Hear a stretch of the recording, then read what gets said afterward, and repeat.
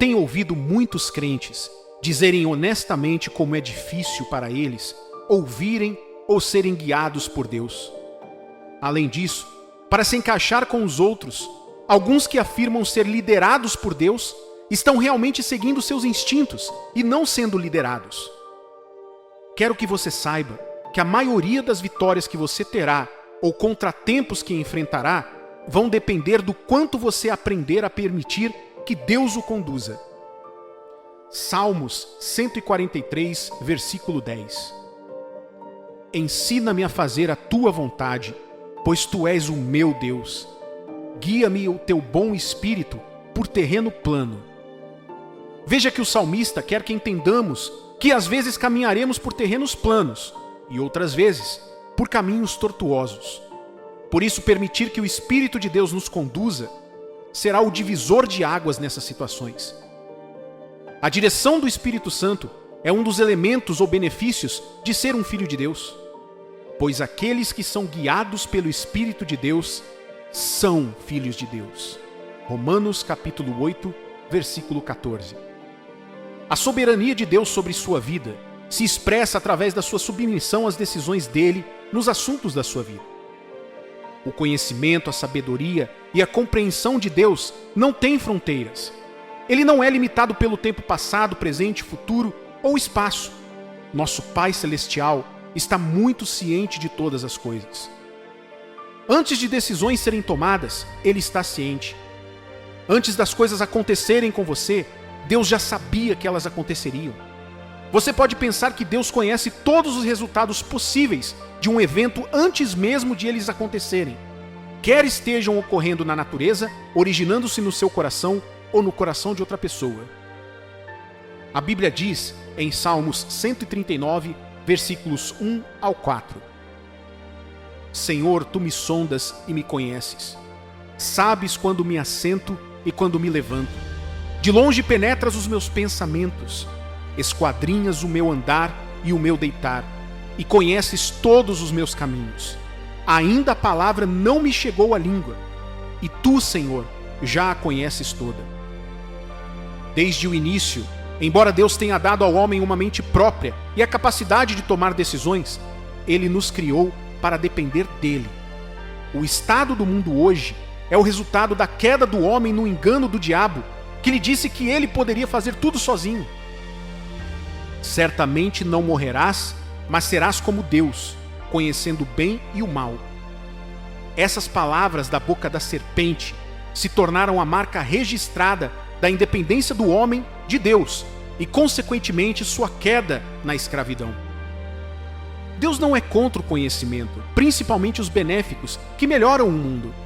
Porém, você precisa entender que Deus está muito preocupado com o fato de você depender tanto das coisas que sabe, chegando ao ponto de o rebaixar para segundo plano. Eu quero que você se imagine como um pai.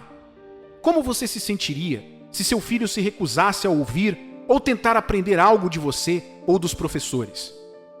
Quando alguém quer lhe ensinar algo novo, ele constantemente responde: eu sei qual é a resposta, eu sei o que devo fazer, eu sei como, eu sei. E ele consegue calar quem está falando ou quem o ensina. Pense nisso. Quanto essa criança realmente aprenderá conforme ela cresce? Até onde ela irá em comparação com outras crianças de sua idade, atualizando-se com novas informações e aprendendo novas habilidades com os professores e as plataformas disponíveis? Essa criança pode até mesmo correr o risco de perder a vida por causa de sua incapacidade de aprender procedimentos básicos de segurança ou saúde, como atravessar a rua, ler as luzes de trânsito, lavar-se, fazer exercícios e assim por diante. Você pode pensar que isso é absurdo, mas muitos filhos de Deus são como esta criança aqui. Dizemos que amamos a Deus e queremos agradá-lo, mas queremos fazer as coisas do nosso jeito em toda oportunidade que temos.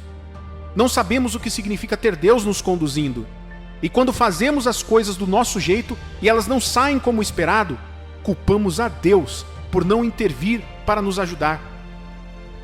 A Bíblia deixou claro que um caminho pode parecer certo e ainda assim ser uma armadilha mortal destinada a destruí-lo. Provérbios capítulo 14, versículo 12. há caminho que ao homem parece direito, mas ao cabo dá em caminhos de morte. Isso soa familiar? Você já tentou fazer ou dizer algo antes que a princípio soasse ou parecesse tão seguro e lucrativo em sua cabeça, até dar o passo e tudo desmoronar? Então o que Deus faz? Deus quer que você deixe que Ele o guie. Ele não quer que você o deixe de lado apenas porque pensa que já sabe tudo. Lembre-se de que o conhecimento é passageiro, mas Deus não. As coisas podem entrar e sair de moda, mas Deus é sempre constante e atualizado. Ele jamais ficará obsoleto. Ele já é antes do início e sempre será depois do fim. É por isso que Ele é o Alfa e o Ômega, o primeiro e o último. Quando você faz uma excursão em um novo país, você contrata um guia turístico, alguém para ajudá-lo a se orientar e ensinar algumas coisas sobre o novo ambiente em que você está. Agora você pode ter feito sua própria pesquisa antes de chegar, mas sabe que não será suficiente para ajudá-lo a maximizar sua estadia dentro do tempo limitado. Com a ajuda de um guia turístico, você saberá onde ir e onde não ir. Você aprenderá como chegar e voltar de lá. Você saberá onde não ir e quando não ir. Você também aprenderá sobre a cultura dos habitantes locais e como cumprimentá-los. Esses são os muitos benefícios de ter um guia turístico. Ele permite que você retorne são e salvo ao seu país de origem. O que quero dizer é que, embora o guia turístico te ajude a se orientar na cidade, isso não faz de você uma pessoa pior e nem melhor. Não tira sua liberdade nem escraviza você. Em vez disso, é você quem decide seguir um instrutor mais experiente, com sua mente e vontade intactas, e deixando sua escolha fluir por meio do conhecimento e experiência dele. Assim, se, por exemplo, você quer visitar a praia, o guia turístico lhe dará um sim ou não. Ele lhe dirá se alguém pode ir até lá, quando e como fazê-lo. A desobediência ao guia turístico pode colocá-lo em apuros, incorrendo em mais perdas do que você planejou ou imaginou. Da mesma forma, a Bíblia nos diz, em Provérbios capítulo 3, versículos 5 a 8, confia no Senhor de todo o teu coração, e não te estribes no teu próprio entendimento. Reconhece-o em todos os teus caminhos, e ele endireitará as tuas veredas. Não sejas sábio aos teus próprios olhos. Teme ao Senhor e aparta-te do mal. Será isto saúde para o teu corpo e refrigério para os teus ossos. Não há problema em acreditar em si mesmo, mas você precisa igualmente aprender a confiar em Deus. Você pode falhar consigo mesmo, mas Deus não pode falhar com você. Apoiar-se no seu entendimento é acreditar que, embora Deus saiba tudo o que sabe, o que você sabe é suficiente para conduzi-lo pela vida. E você e eu sabemos que isso não é verdade. As coisas que você sabia quando era mais jovem não são nada comparadas ao que você sabe agora. O que você sabe agora não será nada comparado ao que aprenderá em uma década. Então, o que você deve esperar se recusar ou negligenciar a direção de Deus? Muito mais do que podemos listar aqui. Mas se você deixar de buscar a orientação de Deus ou recusá-la a qualquer momento, deve esperar perder mais do que ganhar. Espere ficar mais perdido e estagnado do que encontrar um caminho. Espere não sentir satisfação. Espere perder o grande plano de Deus para a sua vida. Por fim, o que é mais importante, você pode não chegar à linha de chegada em sua jornada cristã. Oro para que esta não seja a sua vida, em nome de Jesus.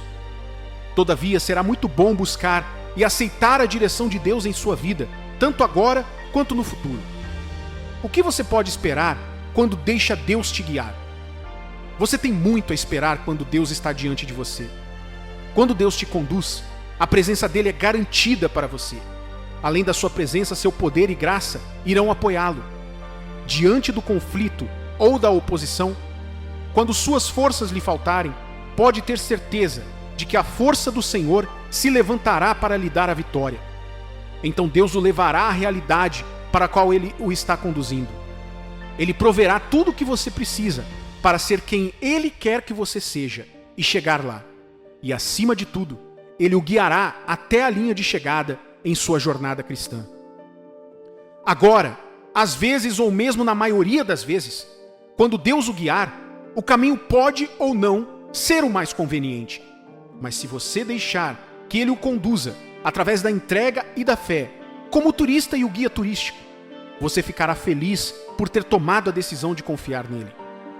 Você pode não ficar tão feliz quando o guia turístico diz que você não pode visitar alguma parte da cidade por um motivo ou outro. Mesmo assim, você retornaria ao seu país de origem, feliz por sua viagem ter sido revigorante e por ter retornado em segurança. Esta é a marca da vida cristã, que vivemos pela fé em Cristo, e Cristo vive através de nós. Gálatas capítulo 2, versículo 20. Logo já não sou eu quem vive, mas Cristo vive em mim. E esse viver que agora tenho na carne, vivo pela fé no Filho de Deus, que me amou e a si mesmo se entregou por mim. Você está confuso sobre como deixar Deus te guiar para que você também possa experimentar o que acabei de compartilhar com você? Aqui estão algumas dicas úteis da palavra de Deus. 1. Peça. Lembre-se de que Deus dá respostas e sabedoria para aqueles que são humildes o suficiente para pedir a Ele e esperar que Ele responda. 2. Fique próximo a Deus. Novamente, imagine o guia turístico. Você não pode aprender ou ouvir muito dele quando está longe da excursão. Deus diz que se aproximará daqueles que se aproximarem dele. Fique próximo através da oração consistente. Fique perto estudando e ouvindo a palavra constantemente, como você está fazendo agora. Você nunca sabe quando uma nova instrução pode vir.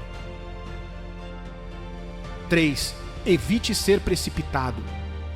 A Bíblia diz que os homens honrados do passado herdaram as promessas de Deus por meio da fé e da paciência. Embora a fé acredite no futuro agora, é preciso paciência para esperar que esse futuro se concretize sem se preocupar com isso. 4. Não tenha medo de obedecer a Deus. Peça a Deus que lhe dê coragem para seguir tudo o que Ele lhe disser para fazer. Algumas vezes Ele pode guiá-lo através de um sonho, uma palavra em um culto, durante o seu tempo de estudo, um amigo ou até mesmo por uma pessoa completamente estranha. Você deve permitir que Deus faça de você intrépido e confiante o suficiente para aceitá-lo por meio de suas palavras e agir de acordo com elas. Suponha que você, de bom grado e de todo o coração, se comprometa a fazer essas coisas com a maior frequência possível. Nesse caso, você ficará surpreso com a facilidade com que você recebe as instruções de Deus para diferentes questões da vida. Aqueles que levam essas instruções a sério nunca perdem na vida. Lembre-se, caro filho de Deus, os sonhos vêm quando você deixa Deus conduzir sua vida.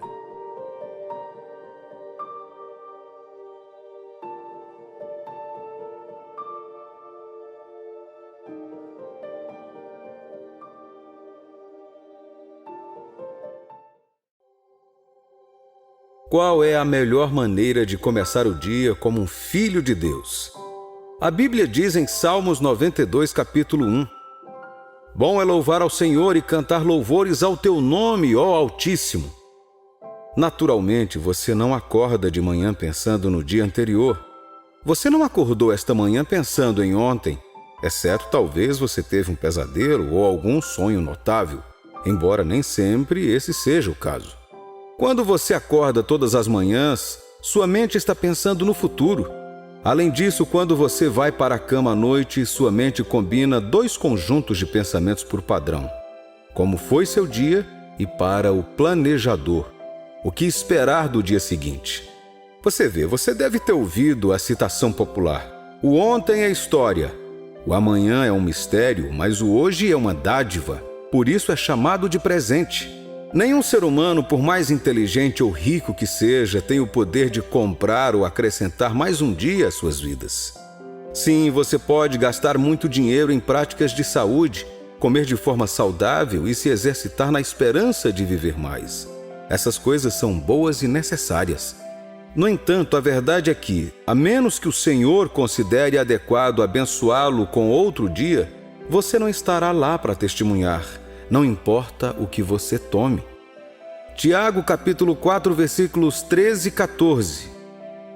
Eia agora vós que dizeis, hoje ou amanhã iremos a tal cidade, e lá passaremos um ano, e contrataremos e ganharemos.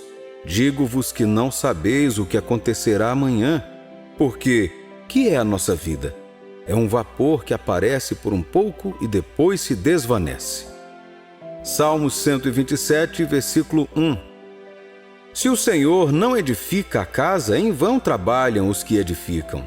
Se o Senhor não guardar a cidade, em vão vigia a sentinela. Você pode pagar por abrigo e cama, boa comida e boas roupas. Você pode até ter planos para os próximos dias e anos, mas não pode pagar ou controlar a vida para viver por essas coisas. É por isso que hoje é chamado de o presente. É um presente de Deus para você gratuitamente, um produto de sua misericórdia. Se há algo com o qual você deveria se entusiasmar todos os dias, não é apenas o fato de ter uma boa casa, um bom carro, um cônjuge maravilhoso, uma ótima família ou uma ótima carreira. Tudo isso é bom, mas diga-me, o que é uma boa casa sem um ocupante vivo? O que é um cônjuge sem um parceiro vivo? Ainda seria sua carreira se você não estivesse vivo para testemunhar isso? Eu duvido fortemente disso. Portanto, no momento em que percebemos isso, surge a pergunta: se Deus me dá cada dia de acordo com sua misericórdia e boa vontade, então pelo menos devo a Ele minha vida e serviço. Não devo viver minha vida da maneira que eu quiser ou de qualquer maneira que as pessoas ao meu redor queiram que eu viva. Tenho que participar diariamente de atividades que trarão cada vez mais glória a Deus. Essa mentalidade está tristemente em declínio hoje, e este é um esforço para revivê-la. Convidamos você a se juntar ao trem daqueles que estão dispostos a viver todos os dias trazendo mais e mais glória a Deus. Em uma época como esta, quando há tanto desrespeito e desonra aos ideais de Deus, somos nós que Deus espera para glorificá-lo e, portanto, brilhar sua luz para um mundo coberto de trevas. Com que tipo de coisas você pode preencher o seu dia para trazer mais glória a Deus? O que estou prestes a compartilhar com você não é uma lista exaustiva, ok? Você pode muito bem adicionar a isso como Deus coloca em seu coração. Há muitas maneiras de trazer mais glória a Deus. Aqui estão alguns. Seja grato.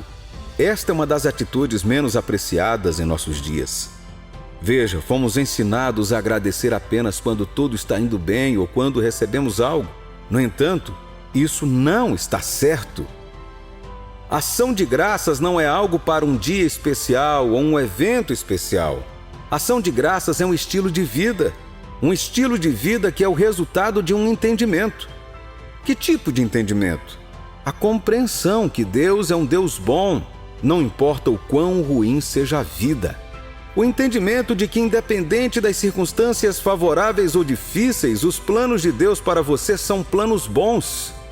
Deus não vai permitir que nada aconteça com você que você não possa controlar. Deus é misericordioso e bondoso. Deus é fiel à sua promessa. Deus é capaz de mudar as coisas para o seu bem. Nada é difícil demais para Deus.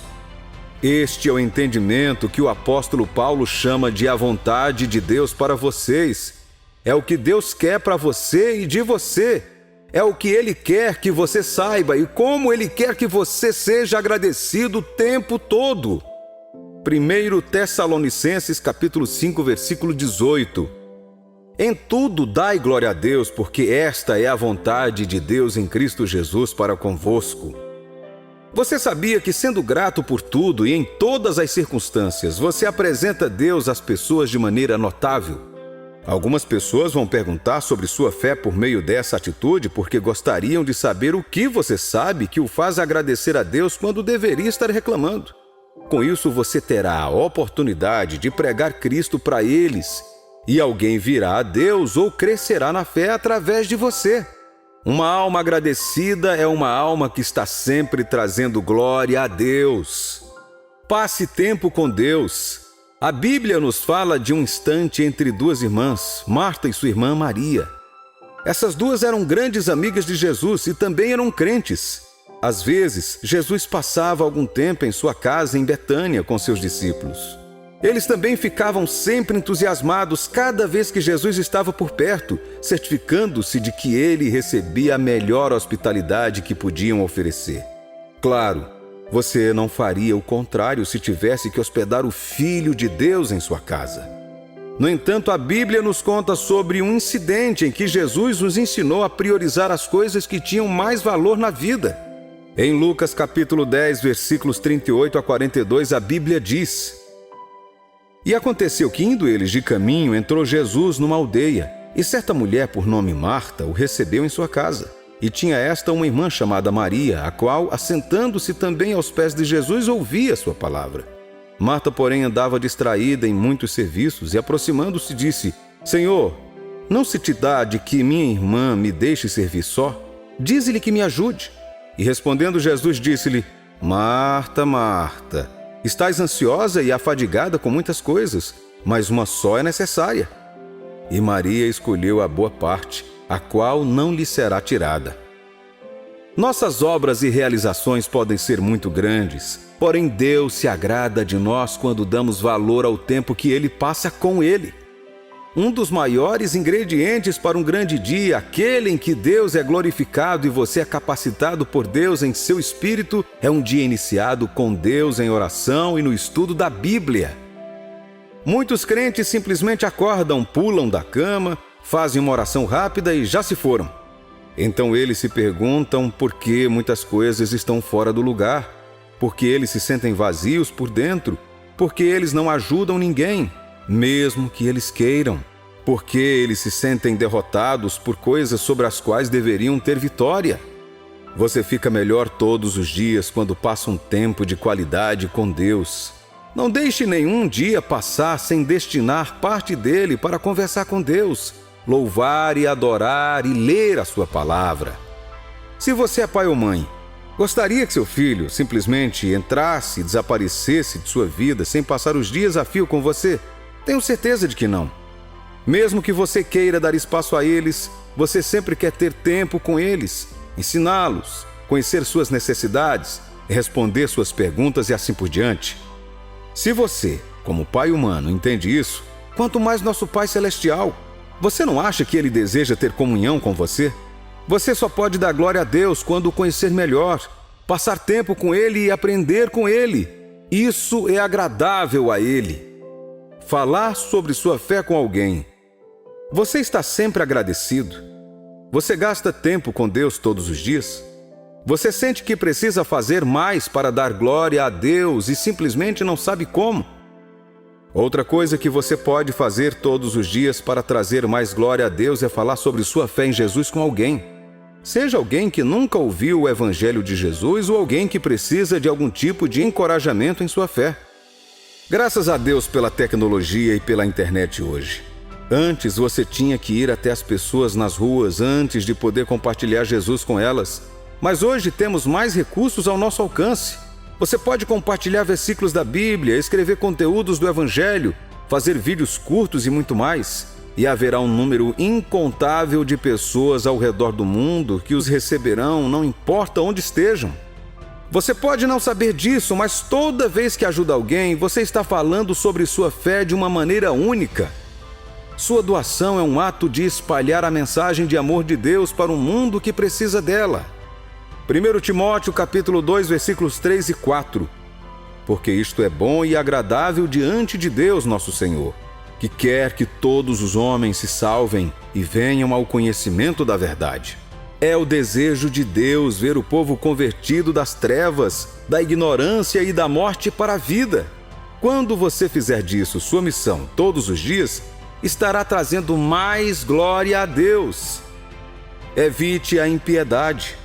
Acima de tudo, querido cristão, Deus se deleita quando colocamos nossas mentes em trazer prazer a Ele pela maneira como vivemos nossas vidas. O que é a impibilidade? Em termos simples, é qualquer coisa que Deus não suporta, ou qualquer coisa que não suporta Deus. Às vezes, algumas coisas podem ser boas, mas isso não significa que sejam de Deus. Alguns amigos podem ser bons, mas por meio de suas palavras e ações, você sabe que Deus não está presente. Alguns filmes podem ser bons, mas tudo o que eles comunicam vai contra o que você sabe que Deus representa. Algumas decisões podem parecer inofensivas, mas a longo prazo podem levar ao arrependimento e à vergonha. Quando você se compromete a trazer glória a Deus todos os dias, você faz esforços deliberados para evitar qualquer coisa que seja ímpia. Afinal, a Bíblia diz para não se envolver com as obras infrutíferas das trevas. Aqui está o porquê. 2 Coríntios capítulo 6, versículos 14 a 16. Não vos prendais a um jugo desigual com os infiéis, porque que sociedade tem a justiça com a injustiça? E que comunhão tem a luz com as trevas? E que concórdia há entre Cristo e Belial? Ou que parte tem o fiel com o infiel? E que consenso tem o templo de Deus com os ídolos? Porque vós sois o templo do Deus vivente, como Deus disse: neles habitarei, e entre eles andarei, e eu serei o seu Deus, e eles serão o meu povo. Deus não está dizendo que você não deve falar com incrédulos. Ele está dizendo para não ser julgo com eles. Isso significa estar tão apegado que eles influenciem sua vida. Algumas coisas que você normalmente não faria se tornarão normais quando você for contratado pela empresa errada. Lembre-se, a má comunicação corrompe a boa moral. Você é filho de Deus, sua justiça. Você está limpo pelo sangue de Jesus. Você deve amar a todos da maneira que Deus os ama, mas não deve permitir que sua associação leve a transigir. Todos os dias você tem a oportunidade de ser quem Deus quer que você seja e assim trazer glória a seu nome. Ao escolher agir como Deus, ao amar, ajudar e iluminar os outros, você está trazendo mais glória a Deus. Ao gastar tempo e determinar em seu coração evitar tudo que corrompe o espírito puro dentro de você, você deixa Deus orgulhoso. Hoje você tem mais uma oportunidade de viver. Você trará mais glória a Deus hoje pela maneira como escolheu viver? Há mais coisas que você acredita que pode fazer para Deus? Não espere até amanhã. Comece hoje. Lembre-se, hoje é um presente de Deus para você. Por isso é chamado de presente. Como você usará este presente de maneira a agradar aquele que o deu a você?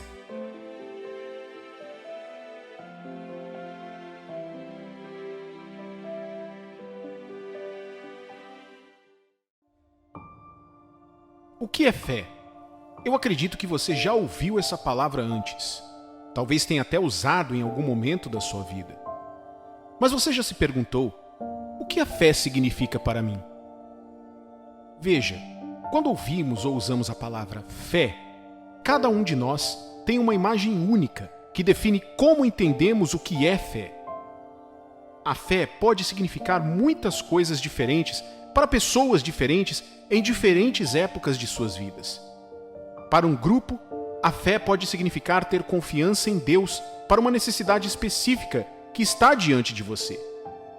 O centurião romano, em Mateus capítulo 8, versículos 8 ao 10, é um bom exemplo disso. Nessa parte da Escritura, a Bíblia diz: Mas o centurião respondeu: Senhor, não sou digno de que entres em minha casa, mas apenas manda com uma palavra, e o meu rapaz será curado. Pois também eu sou homem sujeito à autoridade, tenho soldados às minhas ordens, e digo a este, vai, e ele vai, e a outro, vem, e ele vem, e ao meu servo, faze isto, e ele o faz. Ouvindo isto, admirou-se Jesus, e disse aos que o seguiam: Em verdade vos afirmo, que nem mesmo em Israel achei fé como esta. Este é um bom exemplo de fé em uma dimensão e para algumas pessoas é tudo o que elas têm. Mas há também outros pontos de vista. Por exemplo, alguns de nós vemos a fé como a capacidade de obedecer à instrução de Deus para nós em uma determinada época de nossas vidas, mesmo quando não o entendemos. Abraão, o pai da fé, também é um bom exemplo disso. Gênesis capítulo 12, versículos 1 ao 4, diz: Ora, disse o Senhor a Abrão: Sai da tua terra, da tua parentela e da casa de teu pai, e vai para a terra que te mostrarei. De ti farei uma grande nação, e te abençoarei, e te engrandecerei o nome. Sê tu uma bênção. Abençoarei os que te abençoarem, e amaldiçoarei os que te amaldiçoarem. Em ti serão benditas todas as famílias da terra. Partiu, pois, Abrão, como lhe ordenara o Senhor, e Ló foi com ele. Tinha Abrão 75 anos quando saiu de Harã. E também há outro entendimento da fé, que só é útil quando você se depara com um inimigo e precisa da força de Deus para derrubá-lo.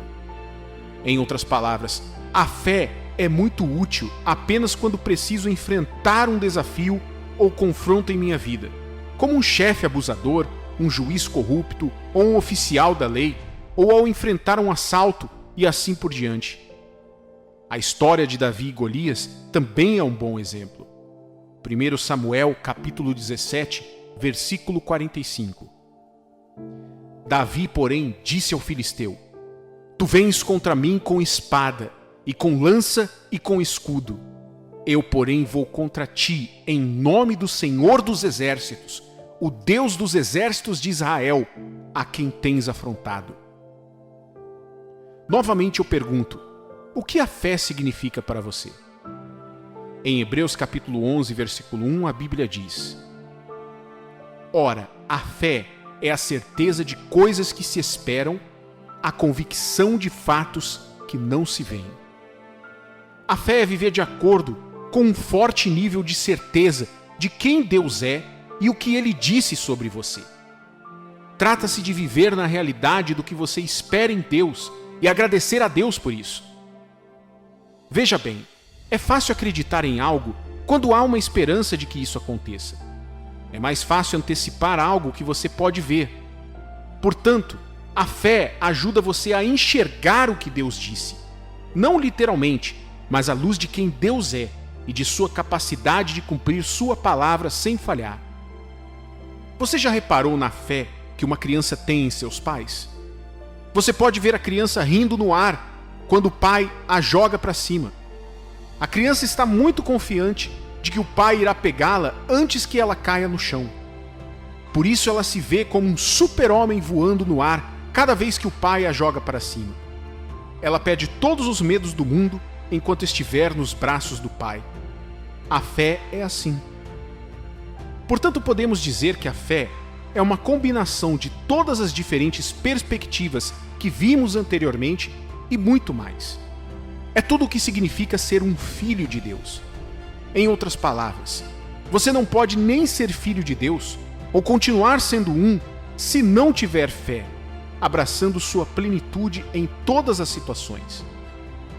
A Bíblia diz em Gálatas capítulo 3, versículo 11: E é evidente que pela lei ninguém é justificado diante de Deus, porque o justo viverá pela fé. Isso significa que a justiça morrerá fora da fé. Pode não ser literalmente, mas espiritualmente e em muitas outras áreas. Não há absolutamente nenhuma maneira de você viver com Deus e desfrutar do seu melhor sem fé. Caro cristão, a fé é o que te faz. O que isso significa? A singularidade do homem ou da mulher cristã não é porque eles têm uma lista de coisas estranhas que escolhem para se destacar. Também não é porque se cansaram do sistema e aderiram a um novo movimento.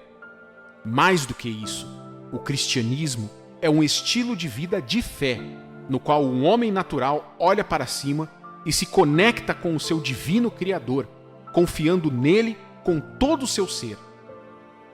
Então, quando ele se depara com um problema, ele não o vê como um problema seu, mas como um problema de Deus. E ser um problema de Deus significa que ele já está resolvido. Quando ele se depara com uma grande oportunidade, não a vê apenas como sua, mas também como de Deus.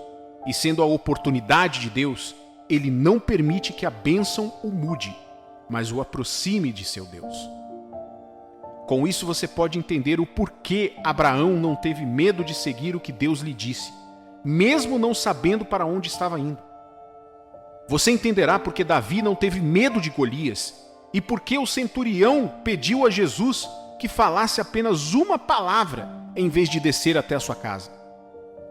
É por isso que, em vez de entrar em pânico, uma pessoa pode olhar para uma situação difícil e agradecer a Deus. Falando de Abraão, Paulo escreveu em Romanos capítulo 4, versículo 20: Não duvidou por incredulidade da promessa de Deus, mas pela fé se fortaleceu, dando glória a Deus. Você sabe que é muito mais fácil agradecer a Deus quando você acabou de ser abençoado com algo bom.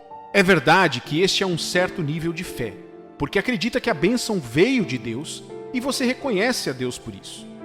Quando agradecemos a Deus pelo que recebemos, isso é gratidão. Mas há uma forma mais elevada de fé.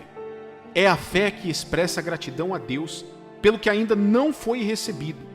Isso é chamado de agradecimento de fé. Em Filipenses capítulo 4, versículo 6, a Bíblia nos adverte: Não andeis ansiosos de coisa alguma, em tudo, porém, sejam conhecidas diante de Deus as vossas petições, pela oração e pela súplica, com ações de graças. Em outras palavras, você não precisa se preocupar com nada. Sim, muito precisa ser feito em sua vida agora e você ainda espera uma mudança. Fé em Deus significa agradecer a Ele antecipadamente. Agradecer a Deus como se tivesse certeza de que Ele aparecerá para você. Você não precisa se preocupar de onde virá a sua próxima refeição ou se atingirá suas metas financeiras para o ano. Não se preocupe se conseguirá aquele emprego após a formatura ou se algum dia encontrará um cônjuge que o amaria de verdade. Você não pode executar o trabalho de Deus por ele. Sim, Deus quer que você acredite nele e espere nele enquanto ele traz o melhor para você. No entanto, o que você está fazendo enquanto espera? Você está lutando com frustrações e medos? Ou está louvando a Deus como Abraão e lembrando-se de que Deus fará o que prometeu? Nossa responsabilidade é contar tudo a Deus, e quando terminarmos, damos graças a Ele enquanto descansamos nele. O mundo dirá: ver para crer. Mas como cristão, você não precisa esperar até ver antes de dar graças a Deus. Devemos agradecer depois de termos falado com Deus sobre qualquer situação em que nos encontramos. Lembre-se, você não ora para Deus fazer nada, mas para ficar ao lado de Deus e trazer sua vontade para passar por cima de qualquer problema. Por exemplo, você não está orando para que Deus esteja disposto a curá-lo. Ele já te ama e tem prazer em curar seus filhos. Sua oração realmente quer dizer: Senhor, eu acredito em Ti e em seu plano para a minha vida. Eu recebo sua vontade sobre mim e sobre minha situação atual. Cura, favor, paz e não importa o que aconteça, eu confio em Ti e sei que estou coberto. Esta é a atitude do cristão. Então você se deleita e se alegra, não apenas porque tudo está ótimo, mas porque Deus é grande e você é seu filho amado, a quem Ele nunca abandonará ou destruirá. Vamos aprender com o pai da fé, Pai Abraão. Ele não vacilou diante das promessas de Deus, mas foi forte na fé, louvando a Deus. Ele não esperou ter Isaque em seus braços para dar glória a Deus. Mesmo quando parecia que a promessa havia demorado, ele não cambaleou. Ele tinha os olhos naquele que havia prometido e não na promessa em si. Por isso deu glórias a Deus. Eu sei que você teve que passar por tanta dor, mesmo Deus prometendo paz. Faz anos desde que você pediu um filho. Faz anos desde que você orou por cura. Suas finanças estão desmoronando diante de você e, como Pedro, você clamou ao Mestre para salvá-lo. Você orou e reivindicou as promessas de Deus, mas a situação parece não mudar. Seus melhores anos não ficaram para trás, meu amigo. Eles estão à sua frente. Dê graças a Deus. Esta é uma obra de fé, e fé sem obras é morta. Você vai para aquela entrevista? Comece agradecendo a Deus antecipadamente por seu emprego. A luta não é sua, portanto não deve ser o seu medo. É de Deus e, portanto, você comemora porque sabe que Ele nunca perde. Que melhor maneira você poderia mostrar que acredita, se não agradecendo mesmo quando ainda não há manifestação física? 1 Tessalonicenses capítulo 5, versículo 24 diz: Fiel é o que vos chama, o qual também o fará. Que esta seja a sua confiança, filho de Deus. Deus ouviu suas orações e o melhor está por vir. Você entregou seus fardos aos pés dele. Portanto, considere-o carregado e ofereça um doce incenso de adoração ao seu santo nome. Com Deus ao seu lado, seu testemunho é garantido. Então, louve a Deus antecipadamente, meu amigo. Louve a Deus. Deixe a fragrância de sua adoração subir até o terceiro céu em reconhecimento de que o que você pediu agora é seu.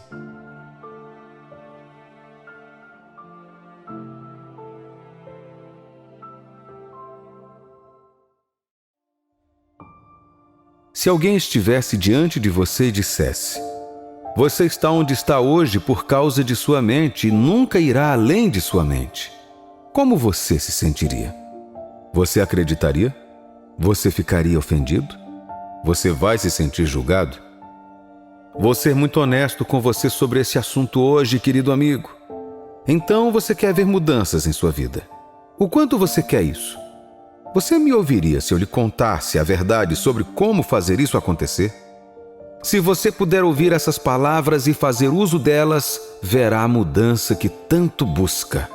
Romanos capítulo 12, versículo 2 diz: E não sede conformados com este mundo, mas sede transformados pela renovação do vosso entendimento, para que experimenteis qual seja a boa, agradável e perfeita vontade de Deus.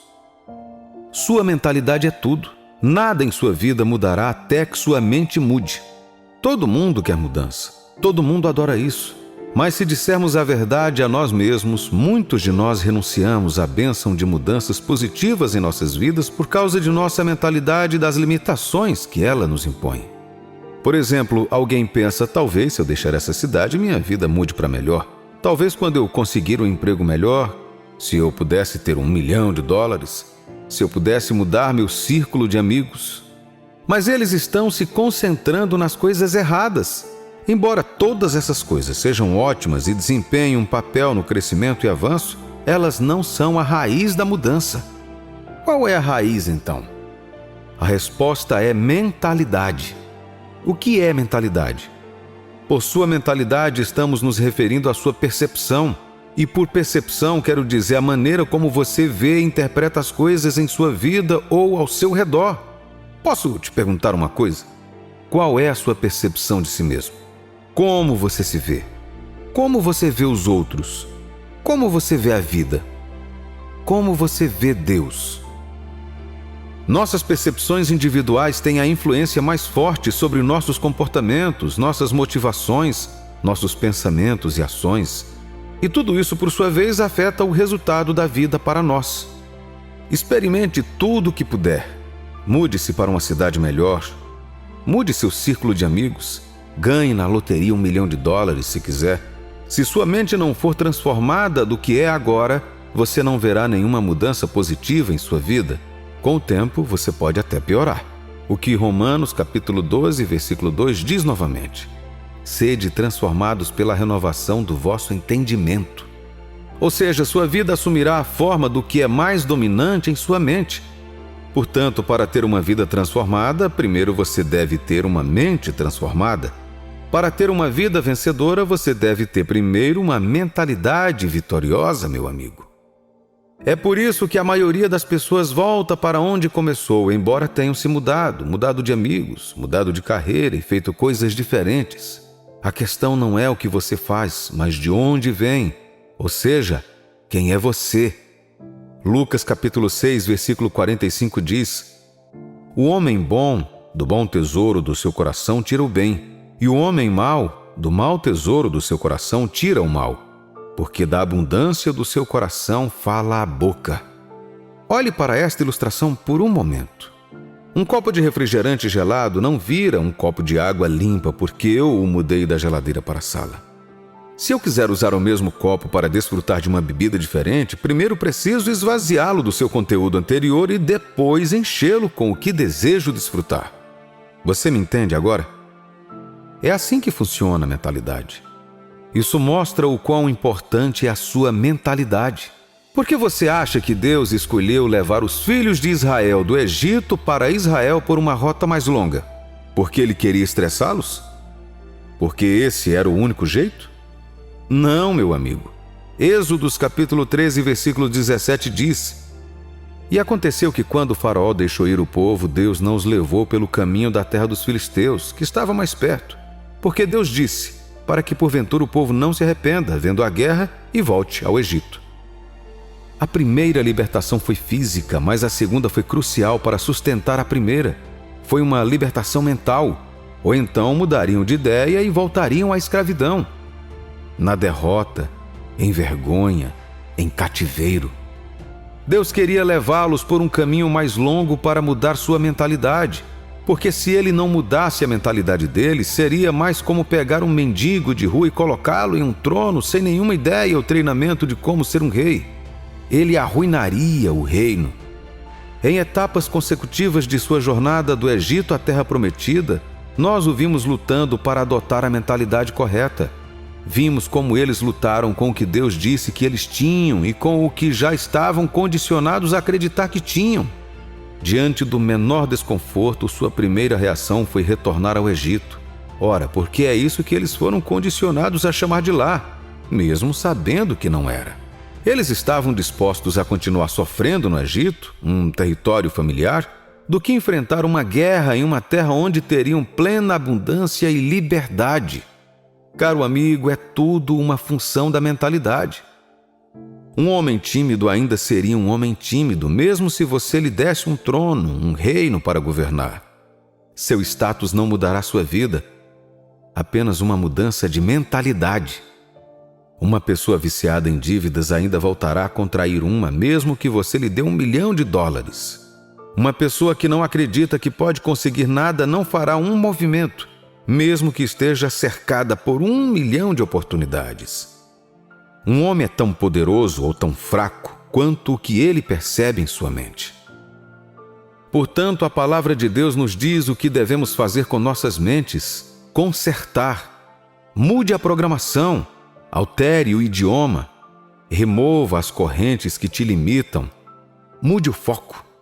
Você não pertence à sua mente, mas ela pertence a você. Faça alguma coisa sobre isso.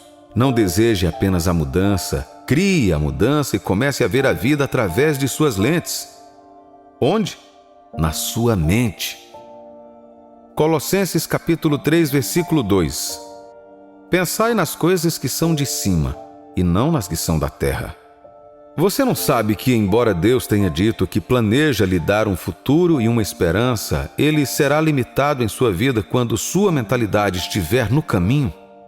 Porque você não será capaz de acreditar nele por nada.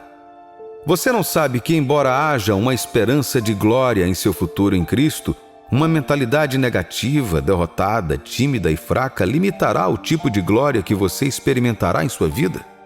Algumas pessoas são como luzes bruxuleantes quando deveriam ser estrelas brilhantes, porque sua mentalidade. Enquanto você coloca sua mente em pequenas coisas, grandes coisas nunca acontecerão em sua vida. Enquanto você continuar vivendo sob a nuvem da inadequação e indignidade, você nunca se levantará para aproveitar as possibilidades disponíveis em Cristo. Paulo poderia dizer em Filipenses capítulo 4, versículo 13: tudo posso naquele que me fortalece, por causa de uma mentalidade. Não porque ele tivesse literalmente tudo o que queria em sua posse, mas porque ele tinha uma mentalidade vencedora e, portanto, uma atitude vencedora.